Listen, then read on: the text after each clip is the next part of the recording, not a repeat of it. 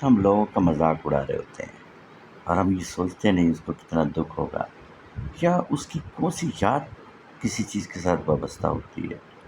ایک دفعہ ایک استاد تھے تو اپنی کلاس میں روزانہ ایک لیڈیز گھڑی پہن کے آتے تھے، تو بچے مذاق اڑاتے تھے کہ یہ جو پروفیسر صاحب ہیں یہ بالکل ہی ان کو پتہ ہی نہیں ہے، ان کا اسٹیٹک سینس ہی نہیں، ان کو پتہ ہی نہیں ہے کہ مردوں کی اور عورتوں کی گھڑیاں علیحدہ ہوتی ہیں۔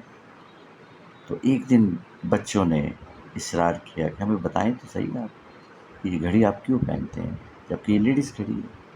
تو انہوں نے کہا کہ یہ میری بیوی کی گھڑی ہے، میں نے 40 سال اس کے ساتھ گزارے محبت میں، ہمارے اولاد بھی پیدا نہیں ہوئی، تو اس کی یاد ہے میرے پاس، تو میں اس گھڑی کے ساتھ اب ان کو یاد رکھتا ہوں۔